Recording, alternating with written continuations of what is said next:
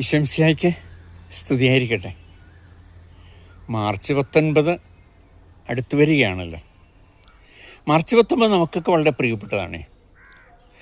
സ്വന്തം അപ്പൻ്റെ ഒരാണ്ടടിയന്തരം, അല്ലെങ്കിൽ അതിനേക്കാൾ ശ്രേഷ്ഠമായിട്ടാണ്, പവിത്രമായിട്ടാണ് ഈ മാർച്ച് 19 നമ്മളൊക്കെ ആചരിക്കുന്നത്.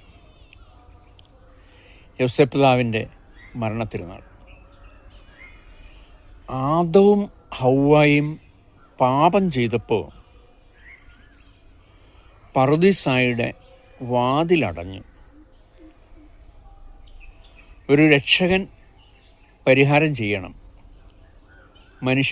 മനുഷ്യൻ്റെ പാപത്തിന് പരിഹാരം മനുഷ്യൻ തന്നെ ചെയ്യണം.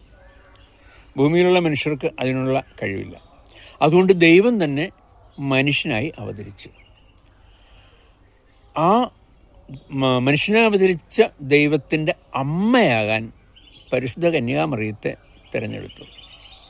അപ്പൻ മനുഷ്യനല്ല, അപ്പൻ ദൈവമാണ്.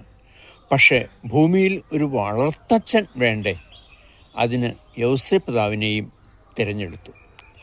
അങ്ങനെ മാതാവും യോസേപ്പ് പിതാവും ഉണ്ണീശോയും ചേരുന്ന തിരുക്കുടുംബം രൂപപ്പെടുകയാണ്. ഈ ജോസഫ് എന്ന നാമത്തിനർത്ഥം വർദ്ധിച്ചു പെരുകുക എന്നൊക്കെയാണ്. ജോസഫ് സ്വയം വർദ്ധിക്കാനല്ല, ഈശോയും അമ്മയും വർദ്ധിക്കാൻ, വളരാൻ അക്ഷീണം പരിശ്രമിച്ച വ്യക്തിയാണ് യോസേപ്പ്. മൗനിയായിരുന്നു, ഒന്നും മിണ്ടാതെ വിശുദ്ധിയിലേക്ക് കടന്നു എന്ന് പറയുന്നതാണ് ശരി. ഈശോയുടെ അന്നദാതാവാകാൻ മരപ്പണി ചെയ്ത് ജീവിച്ച ആളാണ്. കളങ്കമില്ലാത്ത കർമ്മങ്ങളും മാലിന്യമിഴാത്ത മനോവ്യാപാരങ്ങളും വഞ്ചനയ്ക്ക് വഴങ്ങാത്ത വചനങ്ങളും കൈമുതലാക്കിയ ഒരു സാധാരണക്കാരൻ.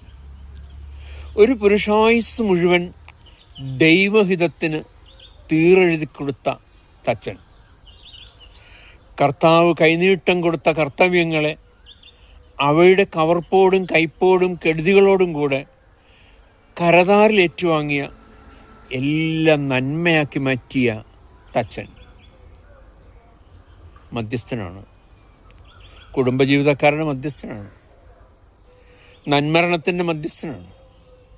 തൊഴിലാളികളുടെ മധ്യസ്ഥനാണ്. കന്യാവ്രതക്കാരുടെ മധ്യസ്ഥനാണ്.